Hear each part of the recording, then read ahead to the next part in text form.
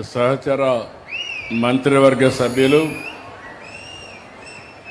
కాకినాడ జిల్లా ఇన్ఛార్జి మంత్రి అయినటువంటి నారాయణ గారు, ఇంకొక పక్కన ఇక్కడ పార్లమెంటు సభ్యులు గౌరవనీయులు శ్రీ శ్రీనివాస్ గారు, ఉదయ శ్రీనివాస్ గారు, గౌరవ పార్లమెంట్ సభ్యులు సానా సతీష్ గారు, స్థానిక శాసనసభ్యురాలు, ఇప్పుడే మీరు చూశాను అమ్మాయి లేయంగానే గట్టిగా చప్పట్లు కొట్టి మీరంతా అభినందించారు. బాగా పనిచేస్తా ఉంది. మొదటిసారి ఎమ్మెల్యే అయినా మీ అందరి మన్నలు పొందడానికి రాత్రింబగుడిలో పనిచేసినటువంటి యనమల దివ్య గారు,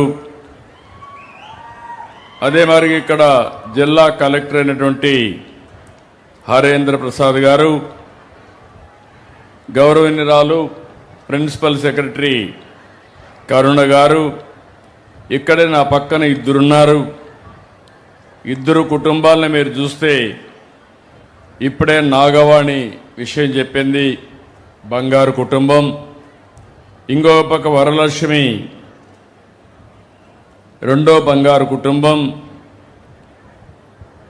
ఇంకొక పక్కన ఇక్కడ చూసినప్పుడు ఇద్దరు మార్గదర్శులు ముందుకొచ్చారు, తాతయ్య గారు, చంద్రశేఖర్ గారు. అంటే అందరినీ మాట్లాడించలేము, కానీ మీలో చైతన్యం తేవడానికి ఏ విధంగా చేయబోతున్నాం చెప్పడానికి వాళ్ళు మాట్లాడిచ్చాను. ఇంకొక పక్కన నా పక్కన కూర్చున్నటువంటి ఇద్దరిని మీరు చూస్తే, ఒకటి లోవమ్మ గారు, ఈరోజు ఆ అమ్మాయికి పెన్షన్ వస్తుంది. ఇంకొక పక్కన సత్యనారాయణ, అతనికి కూడా పింఛన్ వస్తుంది. నా పక్కన వాళ్ళందరినీ మీరు చూస్తే ఎమ్మెల్యేలు, ఎంపీలు, మంత్రులు ఆ పక్క కూర్చున్నారు, నా మధ్య మాత్రం వీళ్లే కూర్చున్నారంటే నా ఆలోచన అంతా కూడా వీళ్ళ మీదనే ఉంటుందని చెప్పడానికే ఇది చేస్తున్నామని చెప్పి కూడా నేను మీకు తెలియజేస్తున్నా.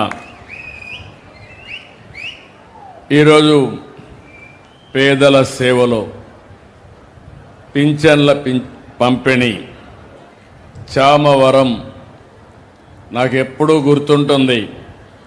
నాకు మొదలు తారీఖు వస్తానే గుర్తొచ్చేది పేదలకి ఏం చేయాలి, ఎట్లా మిమ్మల్ని పైకి తేవాలని ఆలోచిస్తాను.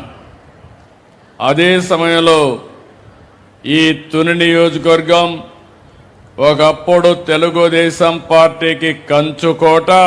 ఆ రోజు యనమల రామకృష్ణ గారి యొక్క ప్రాతినిధ్యం.